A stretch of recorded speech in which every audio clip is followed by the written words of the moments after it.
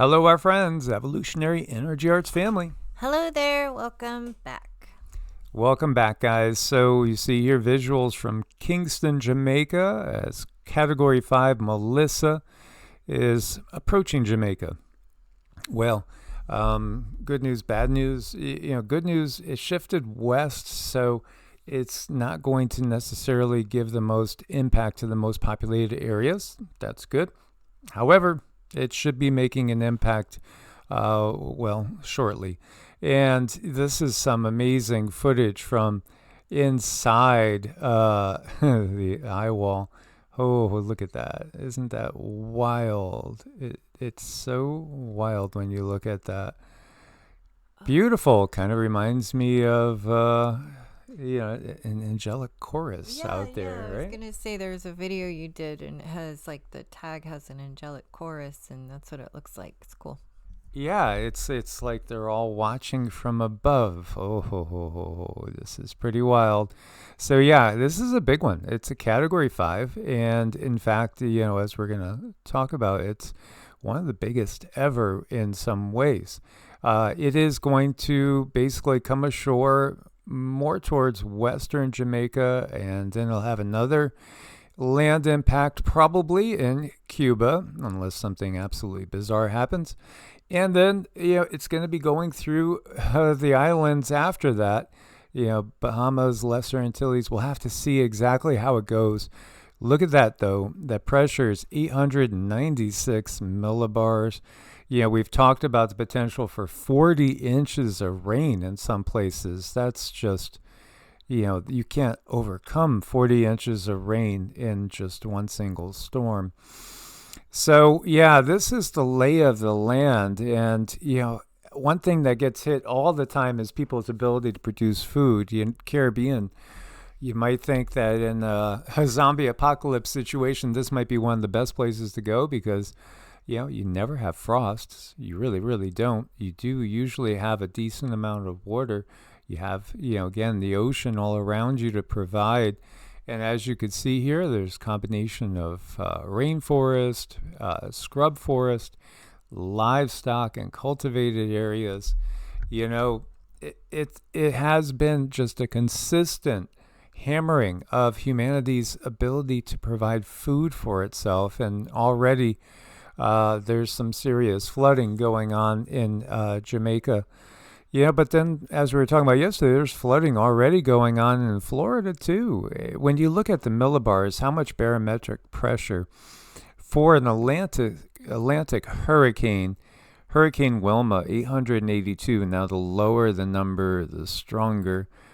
Gilbert, 888. And then there was the Labor Day, 1935, Hurricane, 892. Hurricane Rita, 896. And then you would add Melissa now at this point in time. Very, very strong, powerful storm. We were watching Max Velocity. He's very, very concerned about it. Some people have brought up the fact that this thing about a new project from the group to address overcrowding and infrastructure strains. So this has been out for a little while, and Micah is going to explain that. It's not that it's just popped up right now. No, this has been in the works for a long time. So, gosh, I just have to stick with the script. And how impossible is it to really, use any kind of technology to create a storm, to bring harm to a certain area? Yeah, that's just totally impossible. That's what I keep hearing, but this is weird. Well, wash away the old to make way for the new. And as this is talking about, Jamaica has comprehensive plans for smart city development, including a new city project from the ground up to address overcrowding and infrastructure strain, and a demonstration project in New Kingston to test and implement smart technologies. Vision 2030 Jamaica.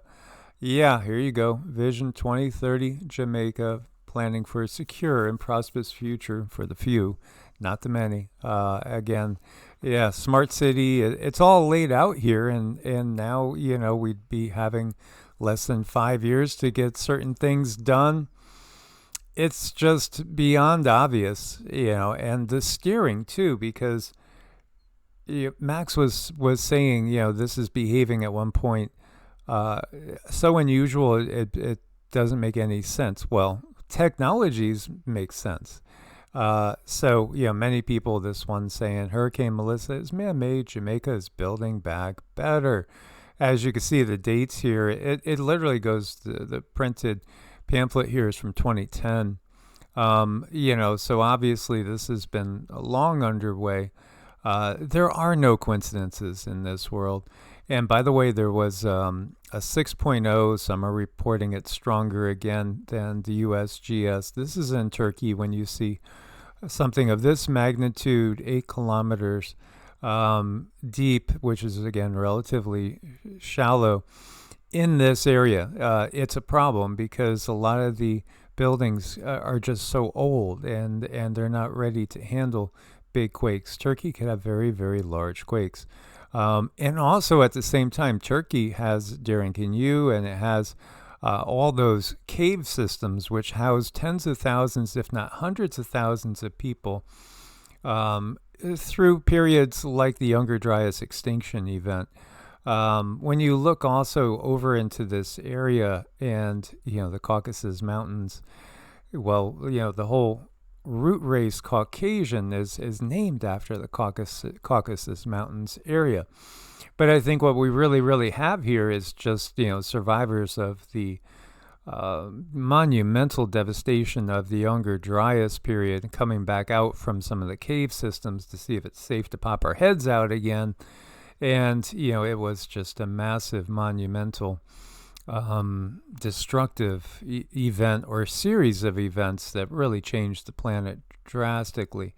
Here's that Black Sea area. Well, again, those conical heads, Homo capensis that we've talked about, that you also find exactly over in Peru on the other side of the world, showing again that we've had global civilizations in the past. So yeah, this was a devastating one. You do have buildings down, and we don't know yet about loss of life. Scary situation, especially when it comes in the middle of the night, or when so many people are sleeping, and then all of a sudden, boom, everything is shaking.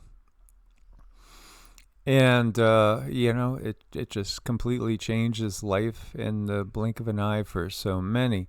So earthquakes, hurricanes, what else is coming? Pretty much everything. Yeah, again, it's everything that we could imagine, and it's history.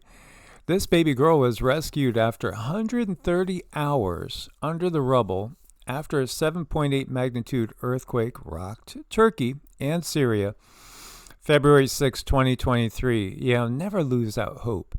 And definitely, your prayers, the individual, every single individual's prayers, they get amplified. And we can absolutely have miracles. There are angels that are working to help, again, those that ask for help. You ask, and you shall receive.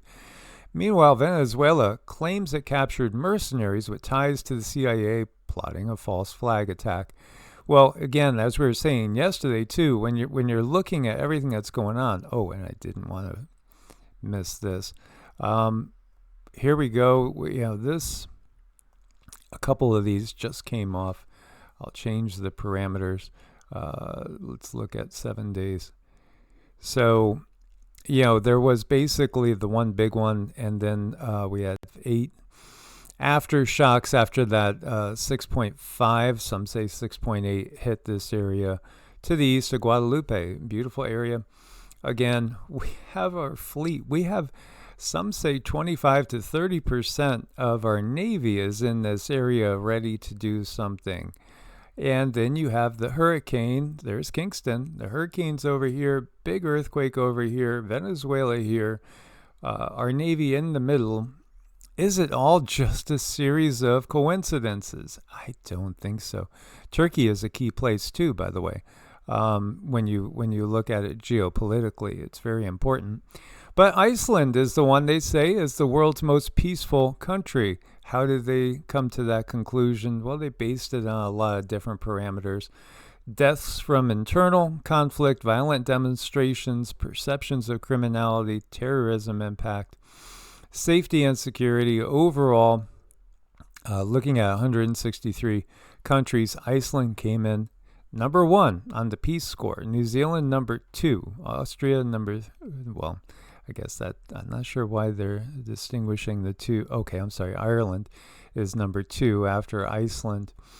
And, but it's like, I gotta look at these numbers. I've seen so many riots in Ireland and protests against the you-know-what. So I don't trust any numbers is the bottom line. Where is the U.S. in all this? Well, I don't... Where are we? What, you're trying to say we're taking time? Oh, there we are, 128. Oh, okay. Yeah. We're not very peaceful. Right under Kenya. Right under Kenya, right above Ecuador. Yeah. These are interesting times. What do you see? Do you see what I see? Yeah, again, there's so much history. My God, that looks like big reptilian skin. It looks like it could be a big snake or something. It's way cool, and it's either, I bet you it's either an alligator or a crocodile, and there's really only one way to tell. Maybe a dragon. Well, what I've learned between alligators and crocodiles is one says, see you later, and the other says, after a while, and that's how you tell. So we'll have to wait and see if he says anything. Wow. As above, so below. Oh my gosh. But, people are waking up. They really are waking up. And our potential, this little guy's defying gravity. He doesn't even think a thing about it. It's just cake. And humans have potential that they don't realize. Psychic abilities are very real. All the alphabet soups know that. They've been studying and utilizing it to their benefit for, 100 years, really, when you look at it. 100 years that we know of. Again, the system has been in place for a lot longer than most people realize. And it is one system that does fight amongst itself at times because it's loaded with people in service to themselves and also, prioritizing themselves over everything else. We need to have a new perspective, recognize we're all cells in something bigger, and we can build something so much better than what's been on planet Earth during the dark Kali Yuga. Indeed. As always, guys, you're welcome to join us on Patreon. Source bless and namaste. Namaste.